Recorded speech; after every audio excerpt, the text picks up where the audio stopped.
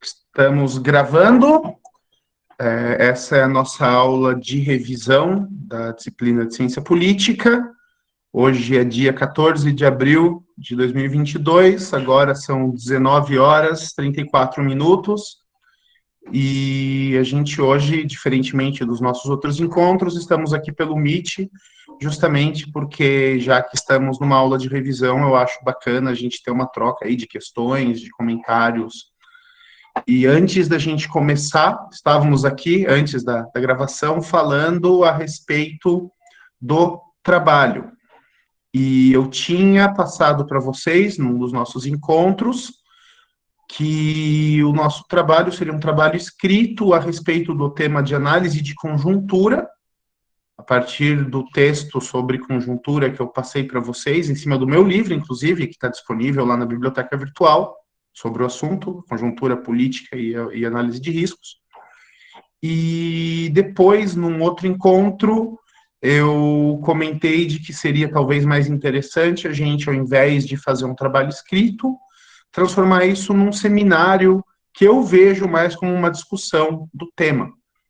E eu tinha passado para vocês o título do livro, e onde está o tema, onde tem a explicação mais aprofundada da análise de conjuntura, tem a explicação que eu fiz de análise de conjuntura ali na aula que a gente fez ali no início da guerra ali da Ucrânia, e a partir daí a gente, a princípio, ia fazer um trabalho escrito.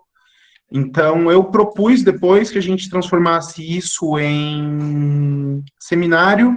Foi numa aula que a gente estava com a frequência um tanto baixa, só a Pamela que me respondeu. E tem um delayzinho também, mas eu tinha visualização no dia dos presentes, eu tinha 2 ou 3 pessoas online, sendo que uma dessas era minha mãe. Então, foi um dia que a gente estava com baixa frequência, acontece, aulas online tem disso, a gente não está síncrono mesmo, não tem problema. A outra era a Camila, minha esposa. Então, a gente acabou que essa discussão se perdeu. Nós temos ainda 2 semanas para a prova e eu posso ainda, para fechar a nossa nota, eu tenho ainda 1 mês. Então, eu gostaria, se a turma aceitasse.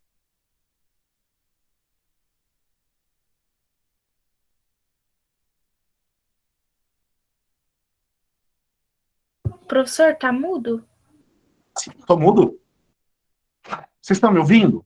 Agora sim. Ah, tá, porque aqui tá piscando normal o negócio de som. Não, ficou mudo uma hora, mas agora voltou. Não sei se Ah, isso... deve ter dado uma falhadinha aqui, então. Desculpem. já. Então, eu gostaria, então, se a turma concordar, de que a gente mudasse esse trabalho escrito para um seminário. Eu não quero que vocês preparem apresentação, PowerPoint, nada disso.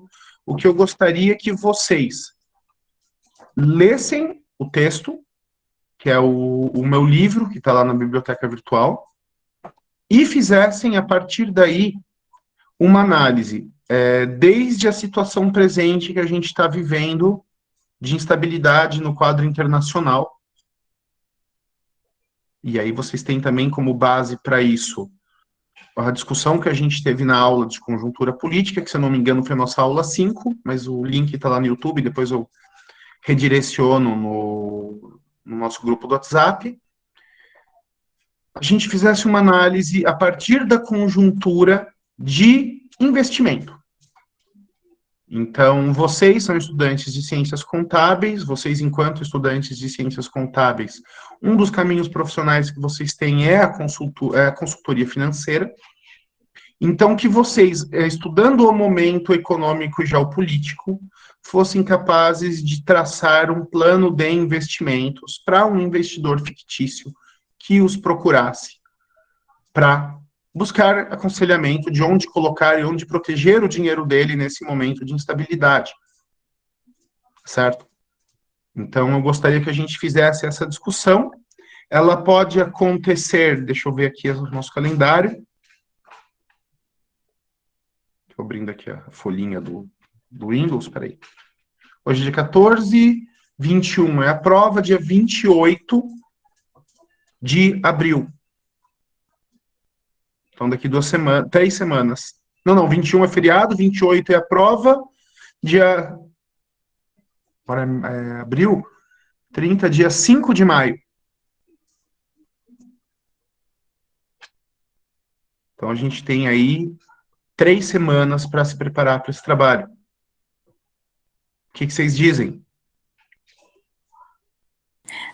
Professor, aquele material sobre investimentos, daí se você puder passar, porque a gente ainda não teve aula sobre, né? Então, o nosso conhecimento é bem básico, assim. Não sei se você vai cobrar muito essa parte, sabe? Essa aqui é só a minha dúvida. Não. Eu passei no grupo o link do curso de Aprendendo a Investir que eu dei no CESP do ano retrasado.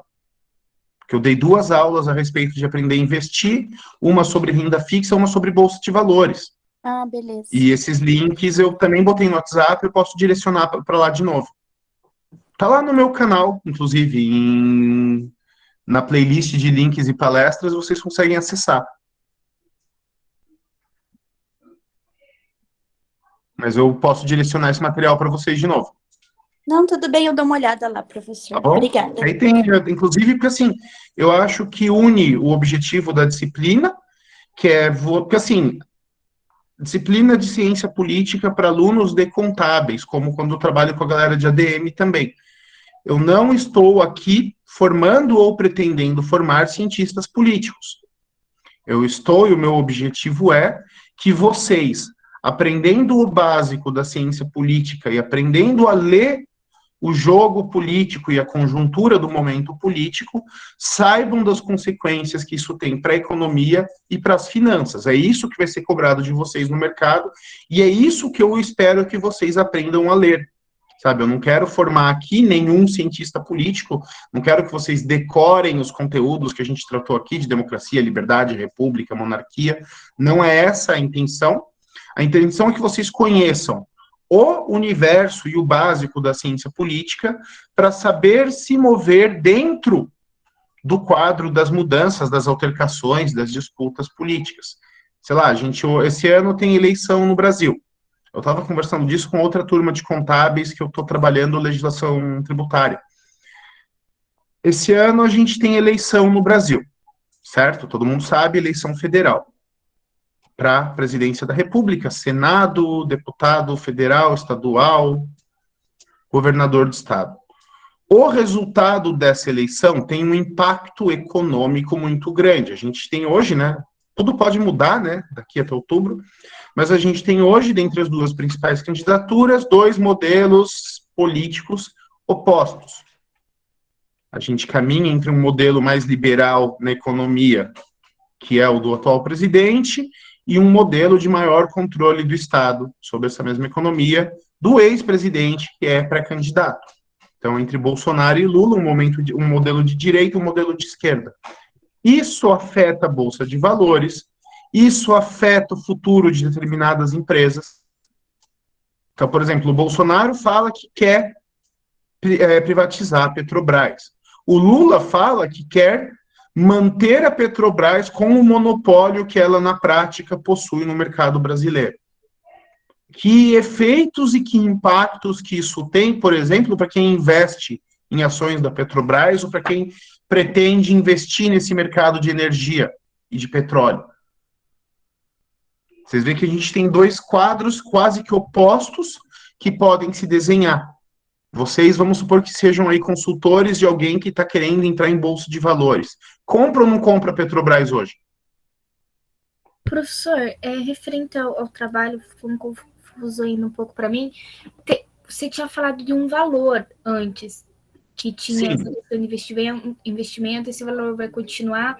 Precisa ser vários investimentos? A gente tem que falar, tipo, ou só em um, ou por que não nos outros? Pode, assim, você pode até escolher um único investimento. A ideia de investimento é que isso não só para o trabalho, né? É que você cria aquilo que em economia se chama de diversificação. Você aplica em diversos títulos, em diversos tipos de investimento, para não assumir todo o risco de um só.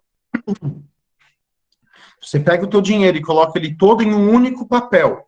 e aquele investimento não dá certo, você precisa conviver com o risco. Por outro lado, se dá certo, você vai estourar de ganhar dinheiro. Então, você faz uma aposta maior. Se você escolhe pegar o dinheiro e distribuir ele em 2, 3, 4 investimentos, você minimiza o risco. Porque a chance de 3, 4, 5 papéis quebrarem da mesma forma é menor. Entende? Então, opa, acho que eu travei aqui, vocês estão me ouvindo? Sim. Estranho, aqui diz que eu perdi minha conexão de rede, mas se vocês estão me ouvindo, eu vou continuar falando enquanto isso. Caramba, nossa, travou tudo aqui. Espera só um minutinho.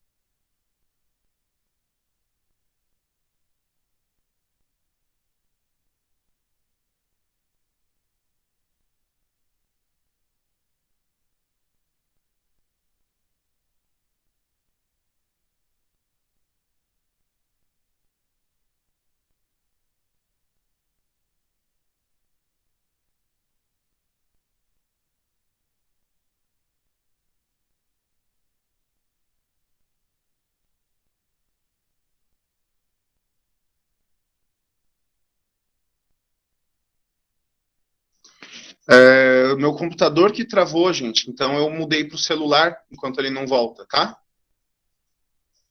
Estão me ouvindo de novo?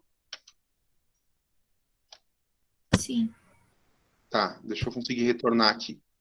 Tá quase voltando. Participar agora.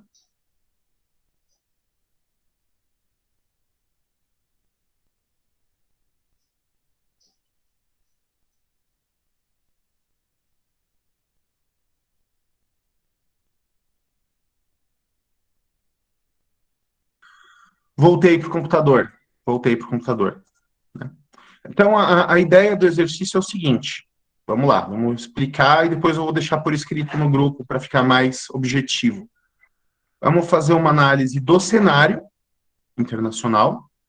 Quando a gente fala de análise de conjuntura, a gente precisa analisar o quê? Quem são os atores, as suas possibilidades de ação, o tamanho do cenário e as possíveis consequências que daí surgem. Vamos fazer uma análise do cenário, e a partir da análise do cenário, a gente vai pensar em um plano de investimentos. Ok? Qual será o valor mesmo? Se eu não me engano, eu tinha falado em 100 mil reais. 100 mil? Ou era 1 milhão? Eu não me lembro. Viu, professor? Daí, no caso, na hora, a gente vai estar pensando todo mundo em conjunto nessa análise, isso? Isso mesmo. Ah, entendi. E aí vamos construir isso junto, e aí a gente avalia a participação. É melhor do que eu ter um texto que vai estar copiando aquilo que eu escrevi e umas análises que, assim, que partem de um conhecimento que vocês ainda não têm de investimento, acaba que não vai ficar um negócio com a qualidade que eu espero e nem vai resultar para vocês no aprendizado que vocês esperam. Então, eu acho mais legal que a gente faça isso junto. Foi o que eu pensei. Eu falei assim, nossa, mas a gente não tem uma análise assim profunda ainda para fazer. O que ele vai avaliar no trabalho? Pois é, foi o que eu pensei depois. Então, acho bem mais legal que vocês estudem, deem uma olhada no livro, assistam de novo a aula sobre conjuntura e deem uma olhada no material sobre investimentos, tanto que eu preparei lá do curso da palestra de 2 anos atrás, quanto façam pesquisa. E a partir daí a gente constrói isso junto. Porque aí eu consigo direcionar e orientar a conversa, o que eu tenho, não sei muito sobre isso, mas é um tema que eu gosto. Tanto conjuntura quanto investimentos são temas que eu gosto. E a partir daí a gente constrói em conjunto isso. E aí, sei lá, eu vou ter um feedback melhor de vocês, porque eu vou ver participação, vou ver quem estudou, vou ver quem leu, vou ver quem comprou a ideia do trabalho para conseguir avaliar, e vocês vão ter o retorno de, trazendo esse conhecimento, a gente transformar ele em algo maior que vocês conseguem incorporar para vocês, para trabalho, para aprendizado, para carreira, sei lá. A minha é que daí surja algo que vai ser útil para vocês, sabe? Entendi, eu achei que seria uma coisa mais, tipo, cada um apresentava e falava os motivos, assim, mas seria mais uma conversa, né? Eu prefiro assim. Tá. Porque senão fica chato, a gente, sei lá, quem vai apresentar fica nervoso, acaba que não presta atenção na fala do colega, as falas vão ser iguais, fica chato. Então, não vejo muito sentido nisso, sabe? Então, acho melhor a gente fazer isso junto, vamos conversar sobre o assunto. Vocês vão fazer a parte de vocês, que é estudar o tema antes, e aí a gente arremata e discute isso em conjunto, como turma, e sai um resultado comum daí que a gente vai avaliar para todo mundo, tá certo? Só para confirmar, professor, vai ser 100 mil ou 1 milhão? 100 mil é para planos de investimento, alguém que vai buscar consultoria, 100 mil é pouco, vamos por em 1 milhão. Na verdade, dá na mesma, o percentual é o mesmo. O retorno proporcional é o mesmo, mas vamos trabalhar com R$1 milhão. Tá. Que aí dá mais margem para vocês variarem mais os investimentos. Certo? Beleza, então.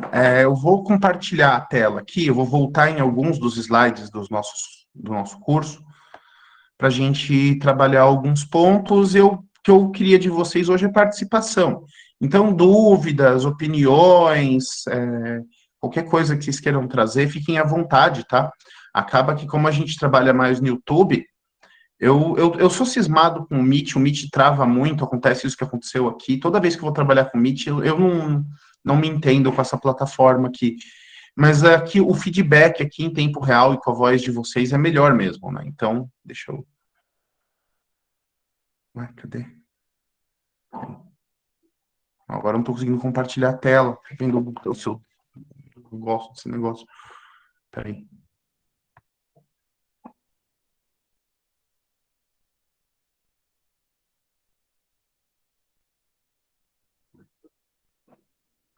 Agora eu consigo.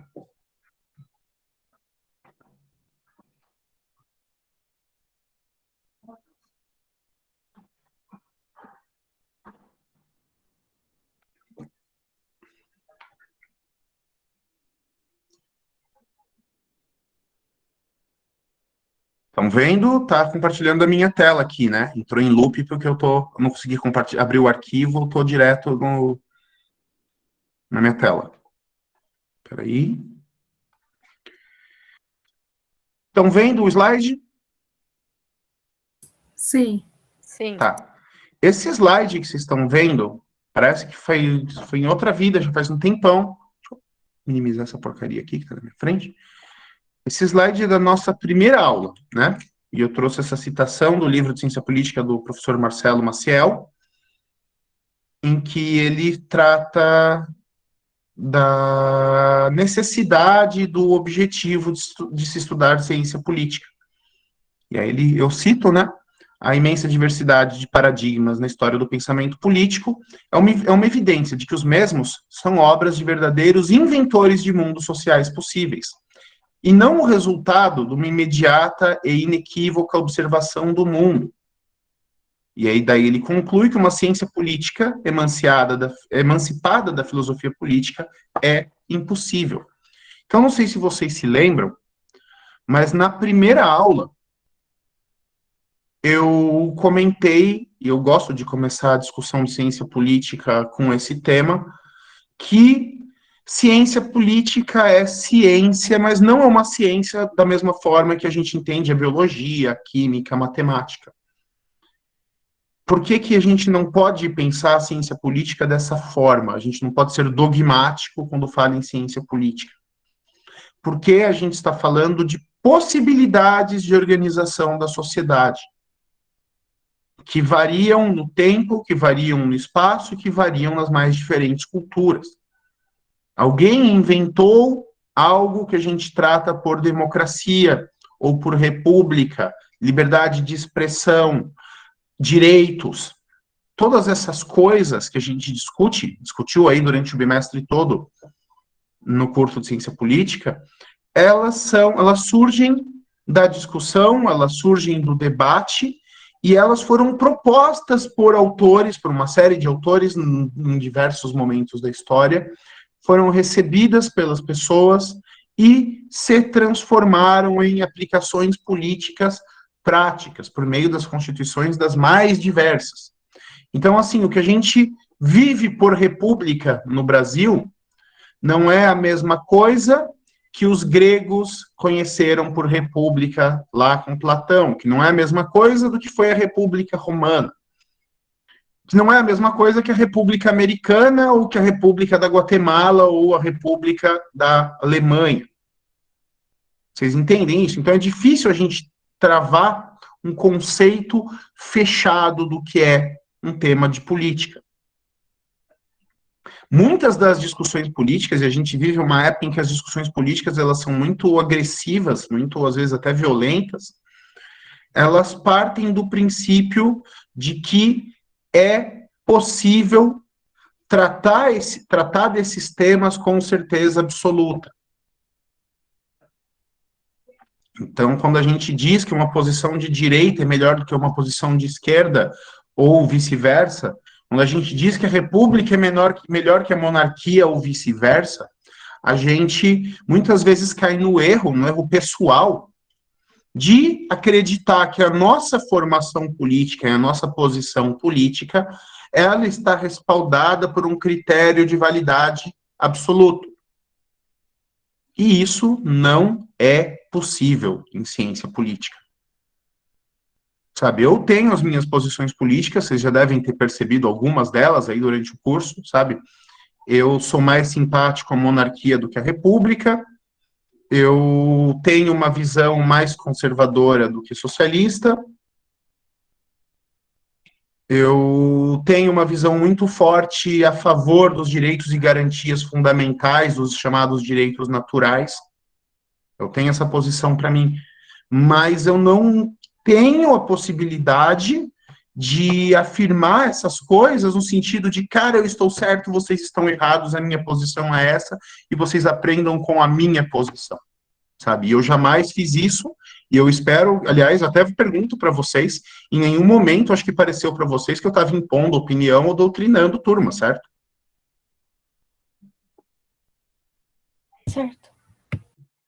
Espero que não.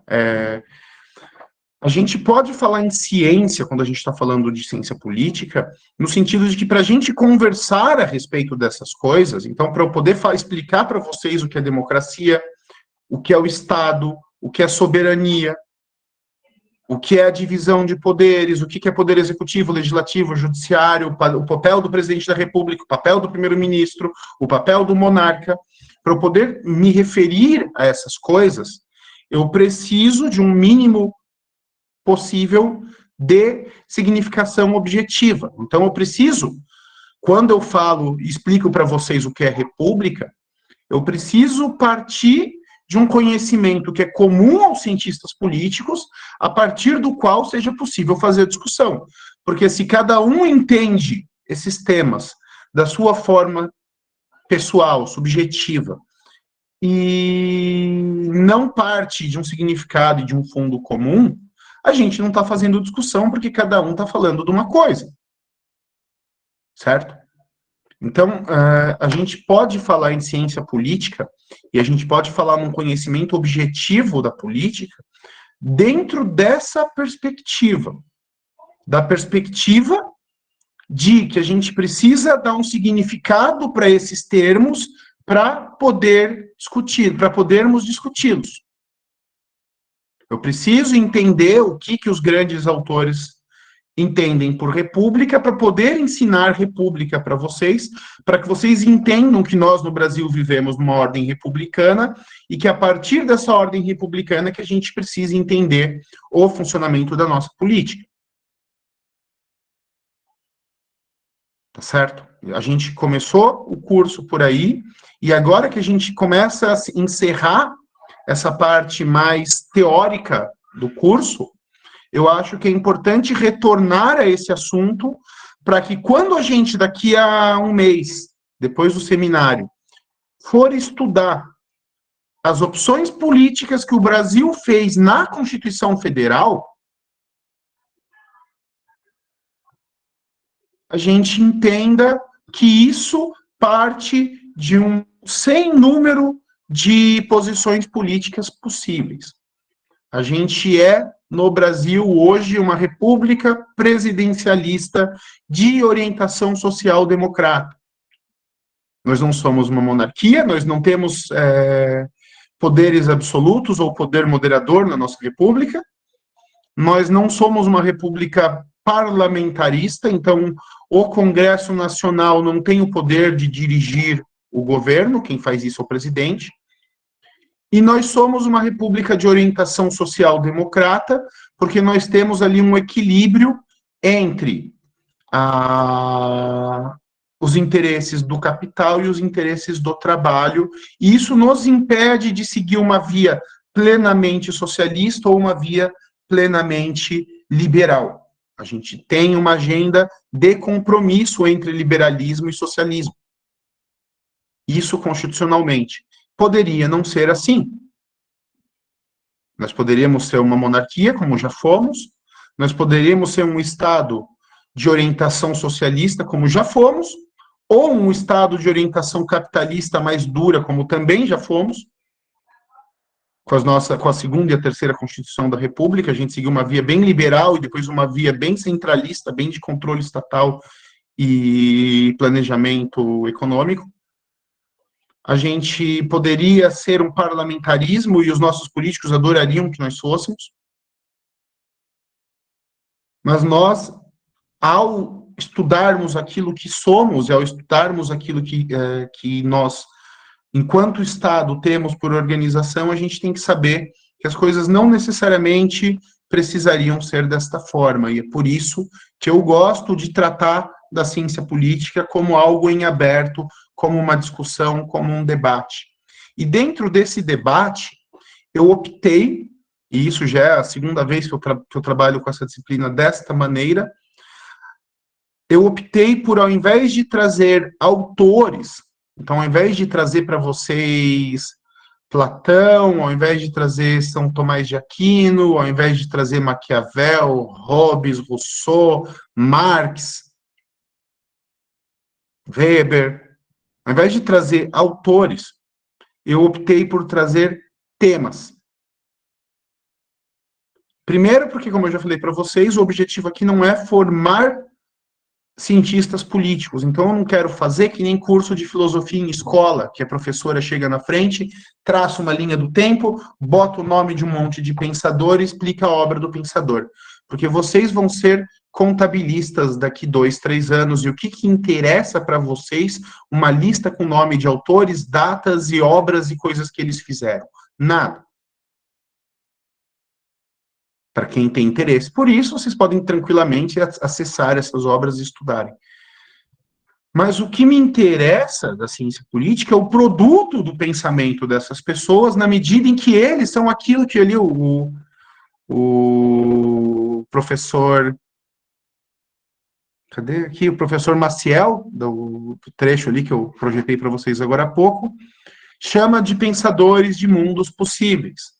Então, é da obra dessas pessoas, e eu fui mencionando incidentalmente durante o bimestre, e surgem essas ideias que nós estudamos em ciência política e que fazem a realidade da nossa política.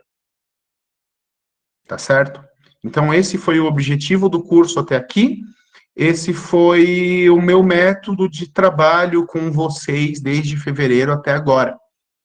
Tá? E é isso que eu... Então, assim, até porque diz respeito à prova, nós vamos fazer prova, né? Daqui 2 semanas vocês estão em prova comigo, e eu não quero, a prova não vai buscar um conhecimento decorado. Eu não vou fazer uma prova em que vocês precisam voltar ao material ou aos livros da bibliografia e decorar nomes e decorar temas. Eu vou trazer textos para que vocês analisem e respondam a partir das discussões que a gente teve em aula. A prova vai ter algumas questões objetivas e vai ter uma questão dissertativa, uma ou duas questões dissertativas. Eu ainda não terminei de elaborar, preciso mandar para a professora Débora até segunda-feira. A prova está quase pronta, mas ainda não está. E ela vai ter por objetivo a discussão de textos que eu considero interessantes que vocês leiam, e essa discussão a partir do universo de conteúdo que a gente trabalhou nesse bimestre, tá certo? Então, não fiquem extremamente preocupados aí com o conteúdo, voltem às aulas, voltem aos slides, eu os enviei lá no grupo, né? Posso enviar de novo, caso alguém não tenha recebido, mas eu mandei todo o material do curso no grupo, e se preocupem mais em compreender os temas do que propriamente em decorar alguma coisa, tá? A gente, em seguida, né, eu lembro que eu fiz uma brainstorm ali com vocês para a gente discutir o que a gente pensa quando fala em política. Né? Aí eu fiz ali a distinção entre política no sentido política pública, né, um conjunto de ações tomadas pelo Estado, e política no sentido de gestão da coisa pública, que é o policy e a politics. Então, a gente tem a policy como, por exemplo, qual que é a minha política pessoal para aquisição de computadores? Qual que é a minha política pessoal para aquisição de alimentos?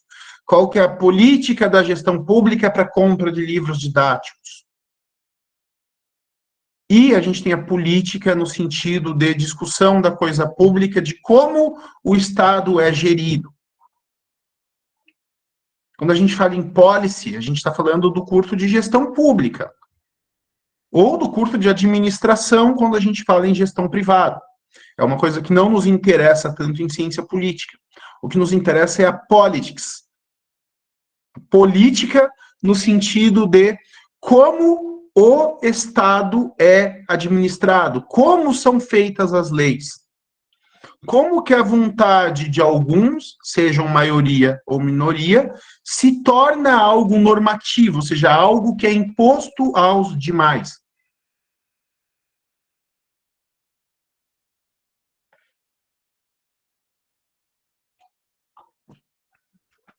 Esse é o objeto do estudo da ciência política, né?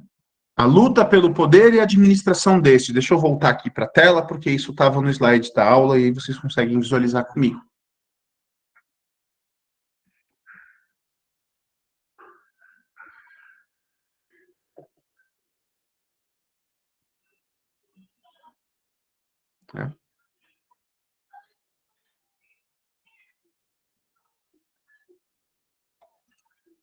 Estão vendo? Agora apareceu. Isso. Então, aqui, né? Essa definição é do Mário Bunge, professor argentino, lá no dicionário de filosofia que ele escreveu, uma obra bem bacana, que fala que política, né, no sentido de política, no sentido que a gente trabalha na ciência política, trata da luta pelo poder e administração deste, ação individual ou coletiva, com o objetivo de influenciar o corpo governamental de um grupo social de qualquer espécie e tamanho. Então, quando eu estou falando de política, eu estou falando disso, de como é que eu influencio as pessoas para que elas se comportem da maneira que eu desejo e como as pessoas influenciam as minhas ações de maneira legítima. Porque é que eu, quando dirijo o meu carro, dirijo pela direita e não pela esquerda. Porque é que eu preciso pagar impostos. Porque é que eu não posso pegar o que pertence aos outros sem correr o risco de ser punido pela lei.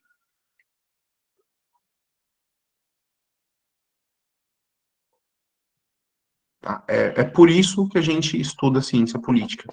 Vocês, enquanto futuros contabilistas, vão viver de política. Vocês vão viver de elaboração de livros contábeis, porque as empresas precisam desse controle interno e porque a lei obriga. Vocês vão viver de cálculo, de apuração e recolhimento de tributo, porque a lei obriga. E vocês vão interpretar instruções normativas, porque é o que os contabilistas fazem. De onde vem essa vontade, de onde vem essa ordem que vocês precisam obedecer para conseguirem trabalhar? Por que eu preciso recolher tributos? Por que eu recolho os tributos da maneira que eu recolho? E por que eu preciso, inclusive, dependendo do tamanho da minha empresa, ter um contabilista responsável por isso? Tudo isso é política.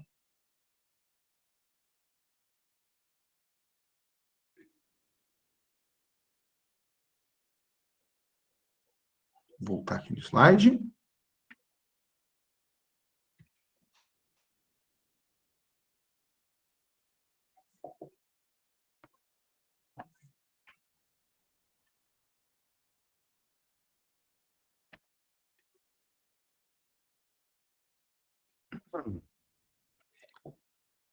Aí fala aqui da palavra política, né, que são assuntos referentes à cidade, a palavra e a definição são de Aristóteles. Na obra dele, que se chama A Política. E quando a gente fala de política, a gente está necessariamente falando de poder. Vou parar para não, deixa a apresentação aqui. Quando a gente fala de política, a gente está falando de poder, ou seja, é a possibilidade que as pessoas têm de influenciarem a ação dos outros. Vocês, daqui 2 semanas, estarão na Murici fazendo prova. Por quê? Porque há o exercício de um poder. Vocês têm a possibilidade de estar naquele local, porque vocês têm a possibilidade de estarem matriculados no curso onde estão. E nós temos o poder de definir o dia e a forma da avaliação. E vocês vão fazer a prova que eu quiser que vocês façam, porque eu sou o professor. Por conta do quê? Por conta, no nosso caso, entre a relação que há entre eu, vocês e a instituição, por conta de contrato.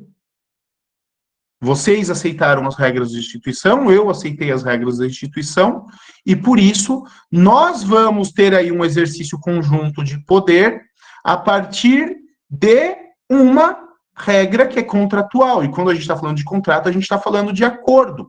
Ninguém é obrigado a assinar contrato. Eu posso obter o consentimento das pessoas, eu posso fazer com que as pessoas se comportem da maneira que eu quero pelo convencimento. Então, eu vou para uma discussão para tentar demonstrar a razão do meu argumento, ou eu vou obter o consentimento das pessoas pela força. Eu vou obrigar as pessoas a se comportarem da maneira que eu desejo. Quando eu estou falando de colaboração, trabalho em conjunto, obtido pela força, eu estou falando de servidão, falando de escravidão. Colaborar é trabalhar junto. Colaborar, laborar é trabalhar, são sinônimos. Uma colaboração acontece quando há a vontade do outro de trabalhar em conjunto para construir, para fazer algo. Quando a gente fala em poder político, a gente está falando da vontade dos cidadãos de um país em construírem para aquele país um futuro em conjunto. E isso é legítimo, e isso não é servidão, isso não é escravidão, quando essas pessoas têm a possibilidade de construir essa colaboração por meio do diálogo. E esse diálogo para o exercício do poder é aquilo que se chama democracia.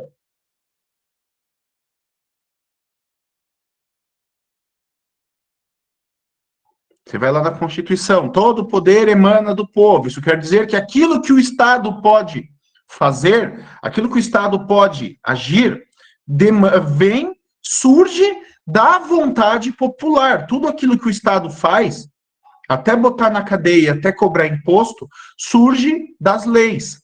E aquilo que surge das leis, surge de uma discussão legítima que foi realizada dentro da sociedade, por meio dos seus representantes. Ou diretamente. Até aqui está claro, né?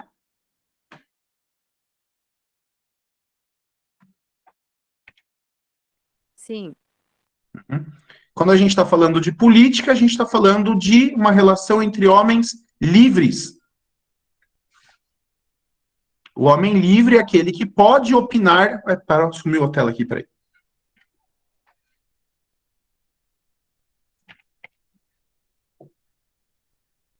O homem livre é aquele que tem o direito a opinar numa discussão, porque a vontade dele não é determinada por ninguém.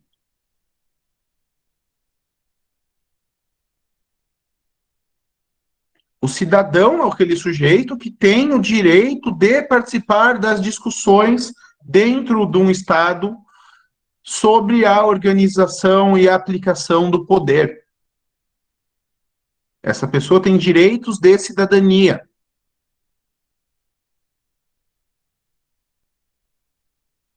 Quando que nós, brasileiros, nos tornamos cidadãos? Nós nos tornamos cidadãos quando realizamos nosso alistamento eleitoral. Cidadania não se nasce com cidadania, se nasce com nacionalidade. Que, aliás, nacionalidade significa que você é nacional e também que tem muito a ver com nascimento, né? Sujeito nacional de tal país, porque ele é nascido de cidadãos daquele país. Mas o direito de cidadania tem tudo a ver com a possibilidade que um país dá para o seu povo de participar das discussões públicas. Na medida em que a sua opinião é livre, que você pode dizer o que você pensa, sem ter que temer a ação do Estado ou das outras pessoas, você, de fato, é um homem livre, você, de fato, é um cidadão. A medida da democracia de um país é a possibilidade que os indivíduos possuem de discutirem livremente as suas ideias. Se você não pode falar com medo de ser preso, você não tem cidadania de verdade, você tem servidão. Se você não pode falar porque você tem medo de perder o teu sustento, você não tem cidadania de verdade. Se você tem medo de se indispor com os poderosos porque eles podem, fora da lei, te perseguir, você não tem cidadania de verdade.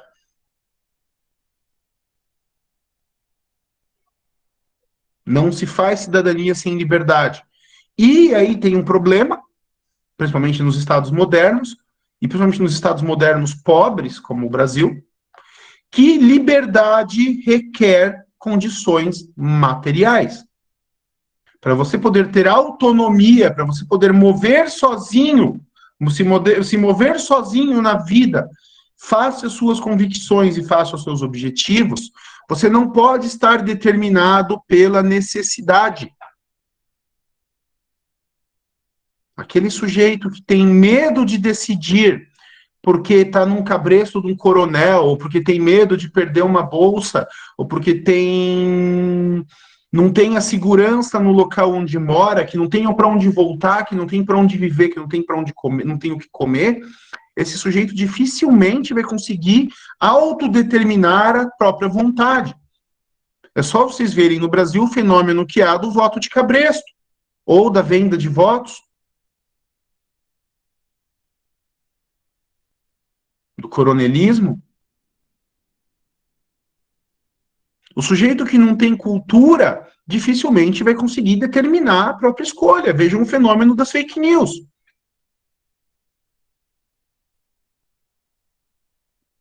Então, para você se tornar de fato um cidadão, você precisa, por um lado, ter um mínimo material para conseguir autodeterminar a própria vontade, sem depender da opinião do outro. E, por outro lado, você tem que ter um mínimo de conhecimento para conseguir se posicionar a respeito dos assuntos que são de interesse público, sem com isso estar preso num ciclo de ignorância e num ciclo de mentira.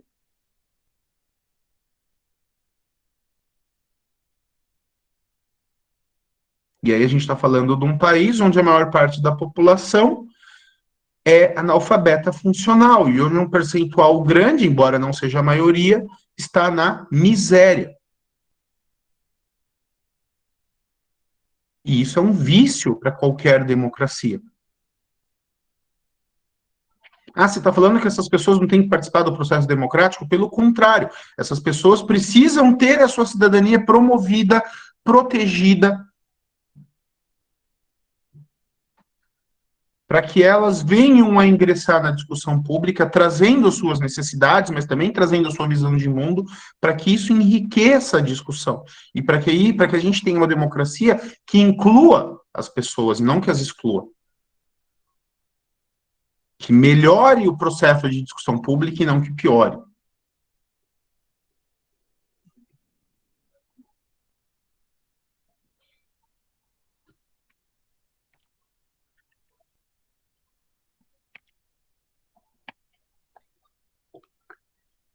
A política é importante porque a gente consegue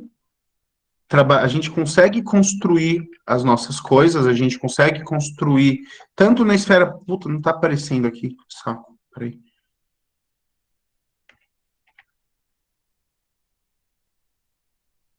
Tanto na esfera pública quanto na esfera privada, a gente consegue construir um mundo melhor, a gente consegue fazer as coisas que a gente quer quando a gente colabora, quando a gente trabalha junto. Só que a gente vivendo em sociedade, a gente vive numa sociedade de escassez. Não tem, sabe, a condição natural do ser humano é a miséria. A riqueza foi inventada. Os bens que têm valor financeiro não estão à disposição para as pessoas à vontade. Então, as pessoas, por um lado, entram em conflito, porque as pessoas querem o mesmo terreno, as pessoas querem acesso a alimentos, as pessoas querem acesso a remédio, a escola, a hospital, a transporte, que são coisas que custam dinheiro. E então, onde há menos bens do que pessoas, há disputa. As pessoas querem o mesmo emprego, querem a mesma vaga na faculdade. E onde há disputa, se não há regras, a civilização se torna barbárie. Vira aquilo que Hobbes chamava de guerra de todos contra todos. Imagina se tudo que a gente conquista, tudo que a gente compra, tudo que a gente faz, a gente tivesse que passar o tempo todo protegendo, porque qualquer um pudesse entrar na tua casa para tomar as tuas coisas, ou inclusive tomar a tua casa. Você não ia poder sair para trabalhar, você não ia poder pensar em outras coisas que não a mera sobrevivência.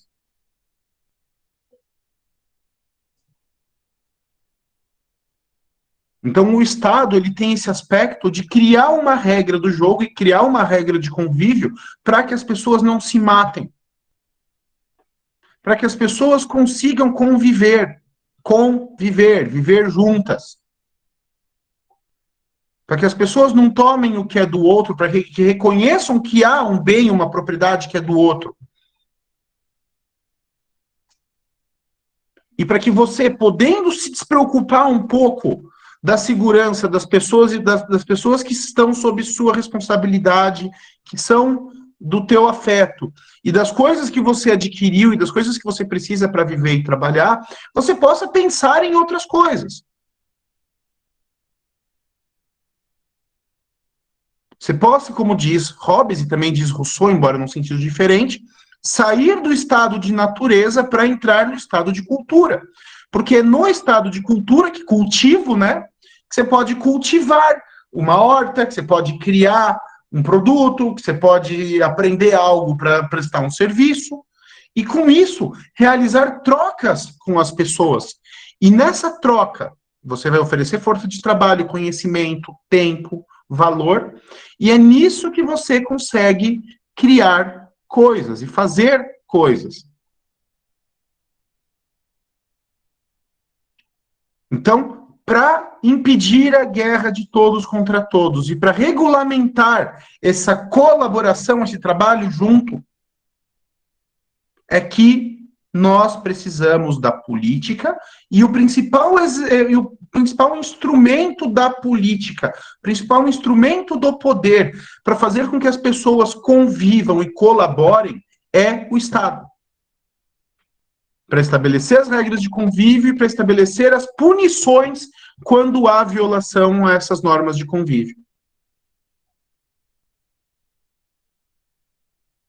Até aqui tá claro, né? Sim. Ótimo. Vou fechar aqui o tema da 2 para eu ir reduzindo.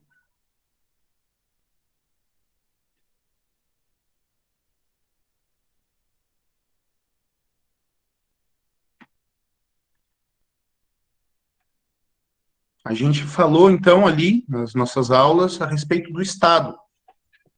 Nós, é direito universal do homem, segundo ali a Carta das Nações Unidas, todos os homens têm direito a uma cidadania, ou seja, todos os homens têm direito a serem cidadãos, serem súditos de um Estado. A pessoa que não é súdita de Estado nenhum é chamada apátrida. É aquele sujeito que, por algum buraco nas regras de transmissão de cidadania, nasce sem direito a nenhuma cidadania. O Estado é o ente dotado de soberania que diz o direito a uma população dentro de um determinado território. Essa é a definição de Estado. A gente também pode entender em Estado como forma de organização e aparecimento do poder político, campo de disputa entre os polos de poder e uma sociedade de sociedades que integra e organiza a prática do poder. Mas o principal para nós, que estamos estudando ciência política para uma finalidade mais prática, é essa. É o ente dotado de soberania que diz o direito a uma população em determinado território. Então, ente, ou seja, algo que existe, ente é o particípio do verbo ser.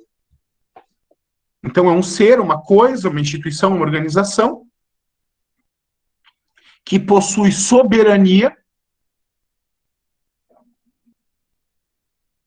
Soberania é o direito que um Estado possui na esfera internacional de dialogar com outros Estados como um igual. E na esfera interna é a possibilidade de ditar o direito às pessoas que se encontram dentro do seu território. Então, Estados requerem, para serem Estados, território e povo. Estado não é a mesma coisa que nação. Estado não é a mesma coisa que povo. Estado é o ente que organiza a vida de um determinado povo dentro de um determinado território. O território, no nosso caso brasileiro, o ente dotado de soberania é a União, que exerce isso em nome da República Federativa do Brasil, sobre todas as pessoas, cidadãs ou não, nacionais, brasileiras ou não, que se encontrem dentro do território nacional. Então, a República Federativa do Brasil, no âmbito externo, representada pelo presidente da República, e no âmbito interno, na figura da União, também representada pelo presidente da República, porque somos presidencialistas, ela, no âmbito externo, fala em nome do povo brasileiro, e no âmbito interno, faz aprovar e valer as leis. Dizer o direito, ou seja, dizer o que as pessoas podem e não podem fazer dentro de um determinado território.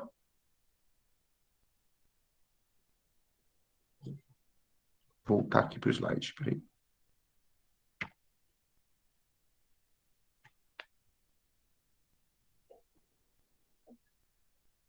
Aí os estados podem ser unitários, federais ou confederados. O Brasil é um estado federal.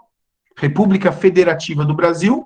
O Brasil é uma federação que envolve 26 estados, um distrito federal e mais de 5 mil municípios. No Brasil, os municípios são entes federados também. Estados unitários não são divididos, países unitários, né, estados unitários não são divididos em entes autônomos. Nós aqui no Brasil temos essa divisão, nós temos 26 estados e o Distrito Federal, cada um deles não é soberano, porque ele cumpre leis nacionais e ele presta deferência à soberania da República Federativa do Brasil, mas eles possuem autonomia, eles possuem autogoverno na figura dos seus prefeitos e governadores, que dizem o direito também dentro dos seus territórios.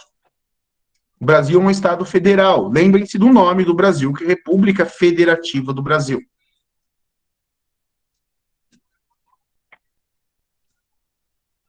Os estados podem ser oligárquicos, autocráticos, democráticos ou aristocráticos. Eles podem ser, como sistema de governo, republicanos ou monárquicos. Nós vivemos um estado democrático, que se diz democrático na Constituição, e republicano. Nós, na prática, temos muito de oligarquia. Volta ali. Nossa, fica sumindo essa porcaria.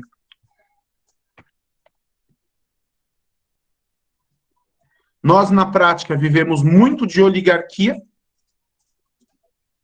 que é o governo de poucos, o governo daqueles que podem, o governo daqueles que têm dinheiro, mas isso é um defeito, porque nós, enquanto nação, ou seja, conjunto de pessoas que têm uma base cultural comum e que se enxergam unidas em um futuro comum, queremos construir um Estado democrático.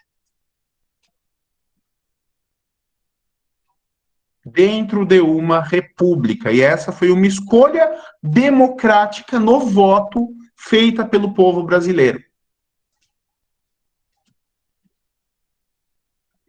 Então, nós somos um Estado federal, democrático e republicano. Essa é a forma de organização do poder legal, do poder jurídico, do poder de soberania dentro do Brasil. É assim também que o Brasil se coloca perante os outros países. Como uma grande democracia de massas, de caráter republicano, que reconhece a soberania dos demais países. O Brasil não interfere em assuntos de outros países. O Brasil mantém, é uma tradição do Brasil na esfera estrangeira, inclusive está na Constituição. O Brasil mantém o princípio da não intervenção e o princípio da neutralidade.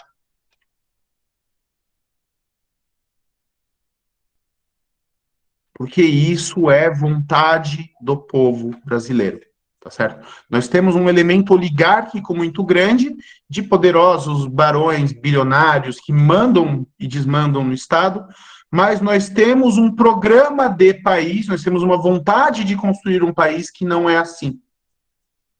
E nós fazemos isso por meio da prática da democracia, por meio do exercício da Constituição.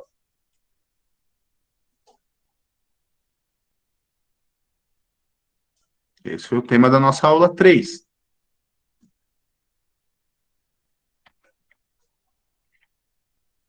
Aí a gente discutiu presidencialismo, parlamentarismo e semipresidencialismo, e discutiu também república e monarquia.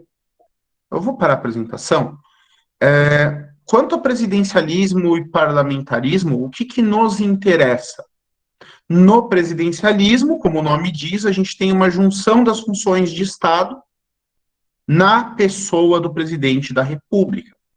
Então, no presidencialismo, o presidente é o sujeito que tanto exerce a soberania do país no plano externo, e ele representa os brasileiros no exterior, quanto no plano interno, na medida em que ele é chefe de governo.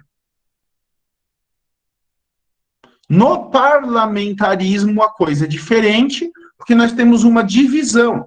O chefe de Estado não governa e o chefe de governo não é chefe de Estado. E aí o chefe de Estado vai exercer as funções de soberania no plano externo e no plano de garantia da ordem. Ele vai garantir que primeiro-ministro e parlamento cumpram suas atribuições dentro do plano interno, e ele vai representar a soberania popular no exterior.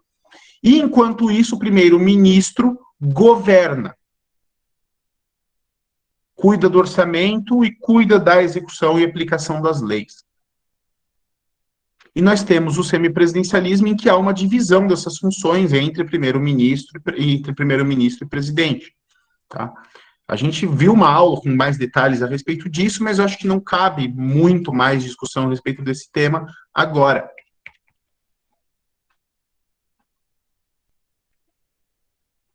E a gente trabalhou a diferença também entre república e monarquia.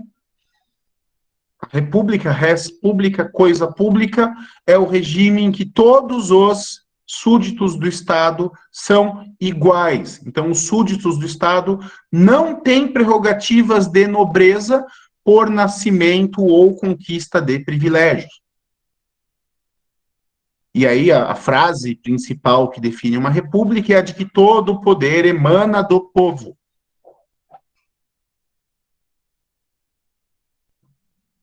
Nas monarquias, as monarquias são normalmente construídas por meio de guerras e por meio de processos mais longos de formação nacional, e aquele sujeito que lidera a formação da nação, ele é coroado rei, e ele é o soberano, e aí ele governa em nome próprio, e não como representante de alguém. E hoje a gente tem aquela figura, né, do rei absolutista, do rei que manda e desmanda e corta cabeças e enforca. Hoje as maiores oligarquias e as maiores tiranias do mundo estão em repúblicas, enquanto os estados mais democráticos do mundo são monarquias.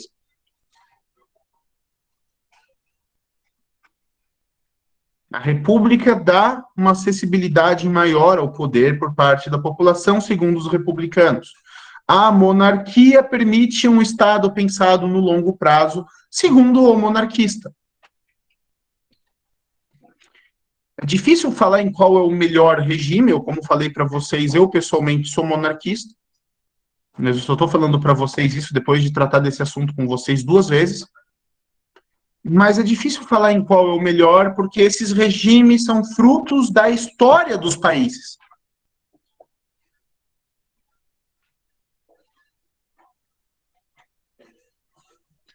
Eles acabam refletindo o caráter do povo e o caráter dos acontecimentos históricos daquele país. O Brasil foi, da forma que nós conhecemos, criado pela coroa portuguesa, mantido unido pela coroa portuguesa. Nós não somos um monte de países que falam português, como acontece com o resto da América Latina, por causa da coroa portuguesa.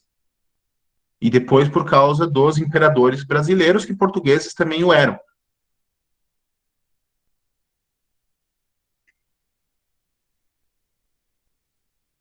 E esse elemento de unidade nacional pós-queda da monarquia, na minha opinião, foi perdido.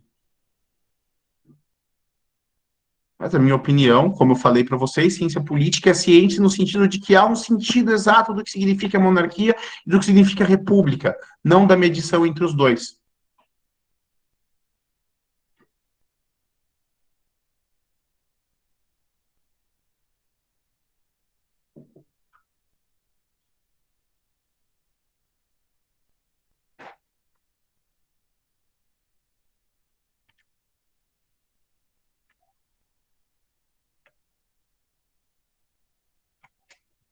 A gente tem uma discussão ainda a respeito da divisão de poderes, que nos leva àquilo que é uma Constituição, e isso a gente vai tratar com mais detalhes no nosso segundo bimestre, tá certo?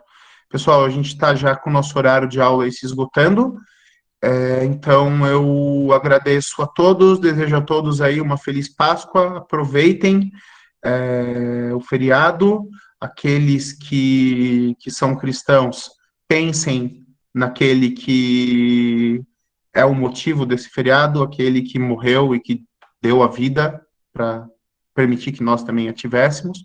Aqueles que não são, celebrem com suas famílias da mesma forma.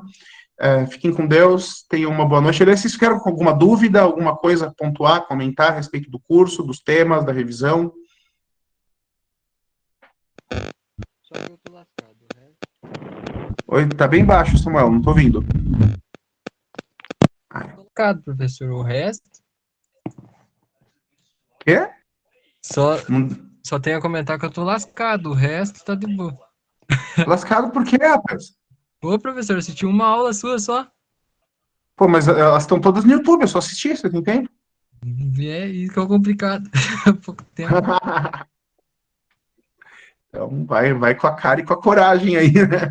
Não, assista as aulas, elas estão todas lá no YouTube, tem os materiais também que eu mandei lá no grupo do Whats, tá tranquilo, você tem tempo para botar em dia, Fechou, vou tentar.